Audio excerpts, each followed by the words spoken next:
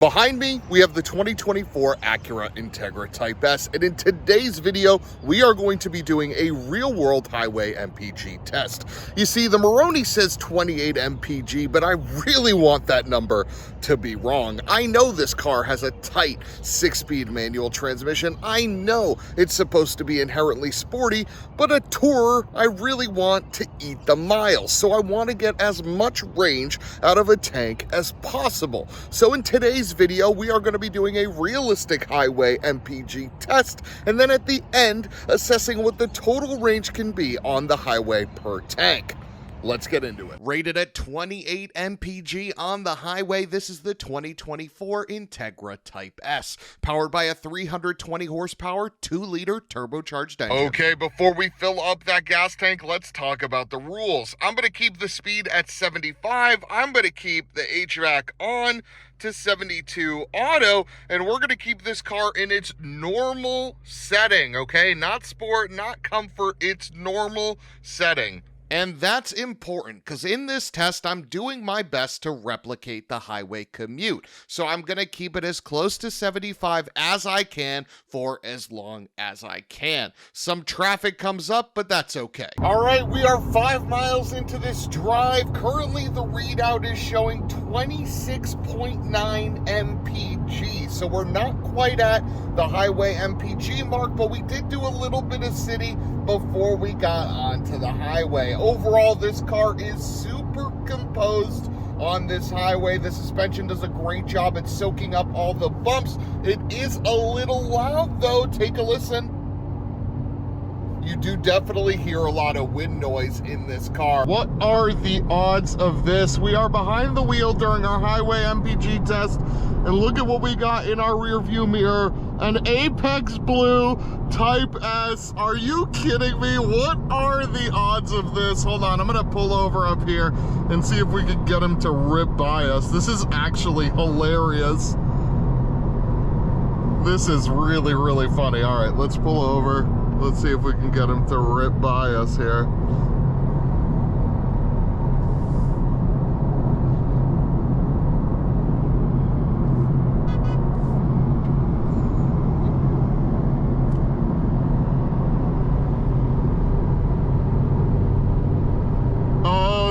Oh, that's too funny. What are the freaking odds, guys? Are you serious?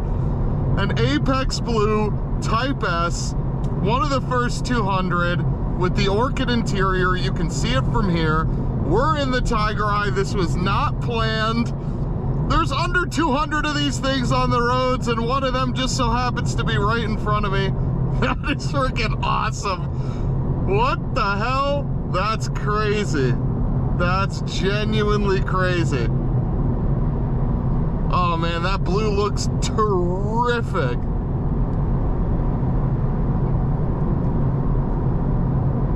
That is why we're driving along. We are at 28.4 MPG, so we have crested the rating on the Maroney, but none of that matters at this moment because directly in front of us, we have another freaking Type S. This isn't a press drive. This isn't some car show. This isn't a nope. We just found him on the road. Just another Apex Type S.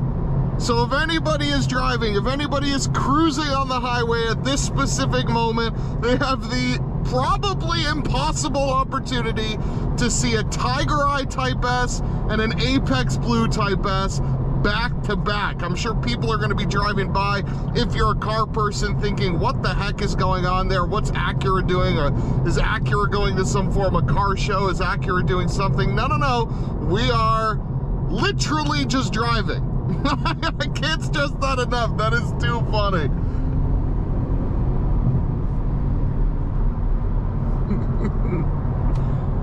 Oh, that thing is too sick. That is too sick, man. God damn. Sorry for swearing, guys. I know this is probably, the swearing alone is gonna get me demonetized, but that's okay. I don't really care. Because cruising with another Integra Type S, what the heck? I can't. I literally can't. I feel like I feel like a white girl in high school. I can't even. Oh man, that Apex Blue looks insane. Insane.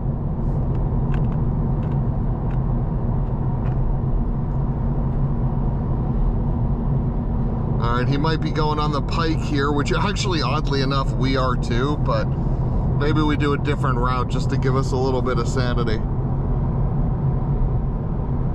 That's crazy.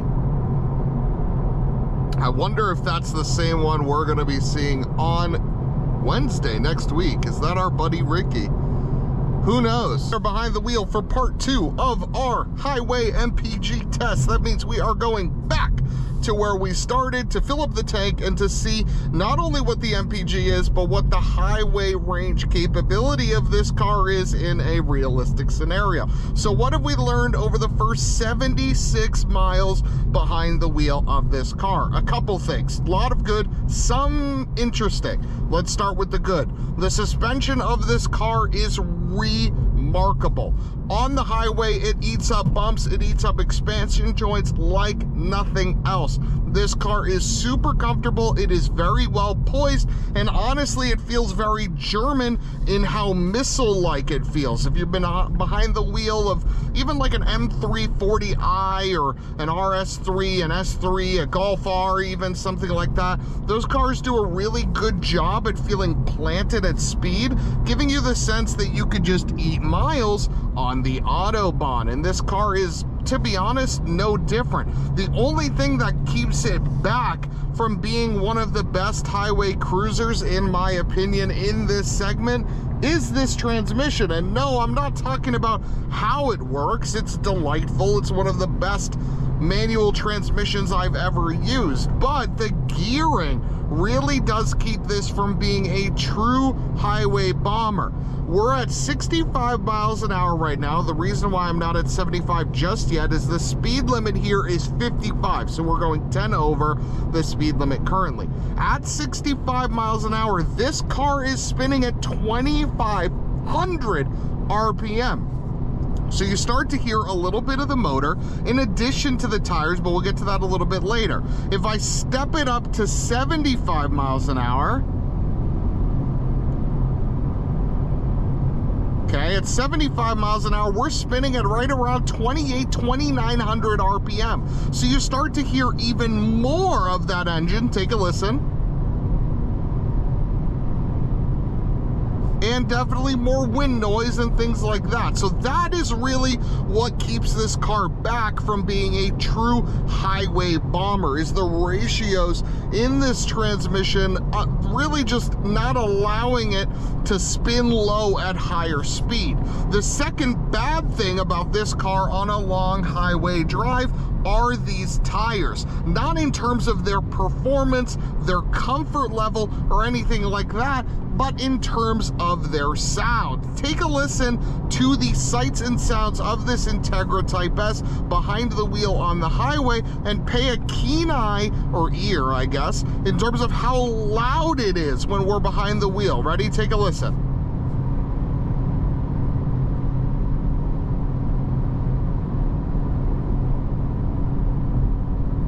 It sounds like a fan's white noise. Now we're gonna compare this car to the S3, to the CLA 35, to the M235 Grand Coupe, or whatever BMW is calling it these days, to see if those cars deal with something similar. Now it's definitely not loud, right? This car isn't like a WRX or a Kona N or the tier below. It's definitely quieter than that. And we see the NVH that they did in the engine compartment definitely helps keep that down a little bit. But it is certainly a little loud at highway speeds, partially due to those Michelins. Overall though, this car, you can really eat the miles. This radar cruise control works phenomenally well, and this lane keep actually works really well as well. Now it can't take corners for you. This isn't a Super Cruise or a Tesla autopilot system.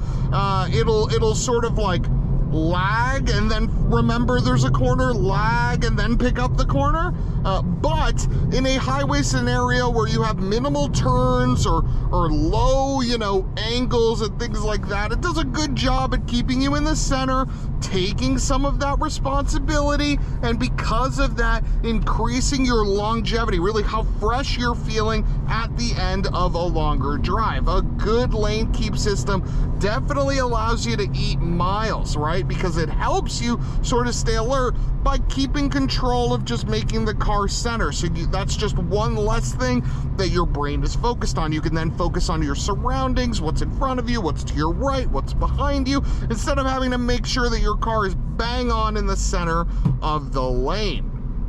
So without further ado, we're gonna go back to a small little time lapse. We're gonna get to the garage, the gas station, and we're gonna see where we end up. Because right now, 30.5 miles to the gallon is about 2.5 more than what the Maroney says. So I'll be very curious if the fine folks over at Acura keep that thing honest, or if they're like the folks at Ford with the Maverick Hybrid and it reads just that little bit hot. Look, I don't fault anybody for doing it. I know there's a bunch of metrics, they're estimating, all that jazz, right? So that's an estimate. Obviously, there's no way for them. Anyway, whatever. We're gonna get to the gas station. We're gonna see how this does. We got 81.1 miles of the books, and we have crested the 600-mile mark in the Integra Type S in under a week. We are cruising. I'll see you back at the gas station. Thanks to those features, the adaptive cruise, the lane keep, the seats, the steering wheel, the sound system, this car is remarkably easy to drive for long distances. Now, one of the things that I do want to note is that thanks to traffic, I wasn't able to keep this 100% pegged to 75 miles an hour. So there are other portions where I went faster, but as you'll see, there are some portions where I was forced to go slower. So with that, what is the real world MPG of this Acura? We are at the gas station. Let's take a look at what the Acura says we did. So we have traversed literally 140 miles on the dot. The Acura is claiming we have 199 miles of range left, and our average MPG over the course of this trip has been 30.3. So without further ado, we're gonna put some gas in this thing and crunch some numbers. Now, if we do some simple math and take that MPG figure and multiply it by the size of this gas tank, we get around 380 miles of range. That's pretty impressive. It means you can drive this car around 300 to 340 miles on the highway in between fill-ups. Not bad, Acura. Not bad. Is it the 38 MPG that you see in the Civic Si or an Acura Integra A-Spec? No. But is it pretty good for a performance vehicle with grand touring intentions? You bet. To be honest, I'm actually genuinely impressed.